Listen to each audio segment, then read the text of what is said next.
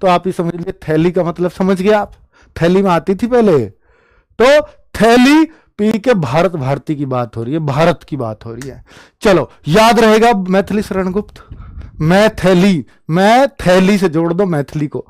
चलो रेहन, रेहन पर रग्गू किस लेखक का उपन्यास है? रेहन पर रग्गू, तो रग्गू तो लोगों का नाम होता है, रग्गू तो लोगों का नाम होता है। कितने को याद है? अच्छा बहुतों को याद है यार, मैं तो ऐसे ही समझ रहा तुम्हें।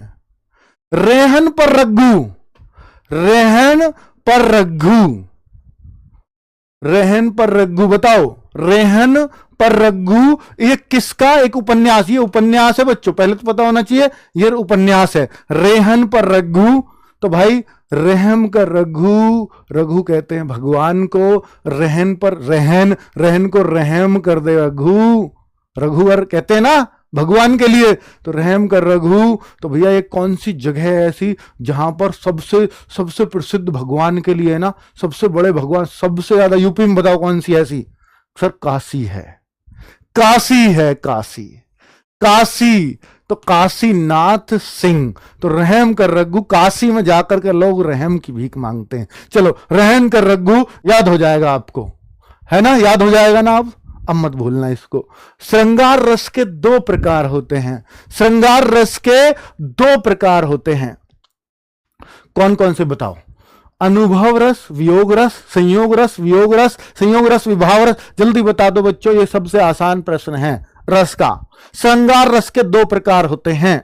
श्रृंगार रस का स्थायी भाव पूछता तो वो और भी आसान होता कि रतीश का स्थायी भाव होता है, लेकिन मैं पूछता हूं कि ये इसके 2 पार्ट मैंने जोड़े थे आपको, एक संयोग रस, एक वियोग रस। संयोग रस, वियोग रस याद है क्या?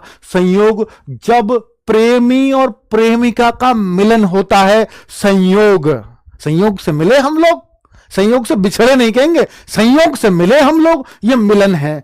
और वियोग बिछड़न है, दोनों की बिछड़न की। अब आपको उदाहरण आ रहा है, मान लो, उससे इतना तो आप पहचान लोगे उदाहरण से कि यहां प्रेमी और प्रेमिका बिछड़ रहे हैं तो वियोग रस, वियोग श्रृंगार रस, और दोनों मिल रहे हैं तो संयोग श्रृंगार रस। इतना करना है बस। नेक्स्ट, सोरठा के विषम चरणों का, सोरठा में बताओ विषम चरणों का प्रथम और तृतीय में कितनी मात्राएं होती है? सोरठा में बताओ प्रथम और तृतीय चरण में दोहे का उल्टा होता है। क्या आपको दोहा याद है?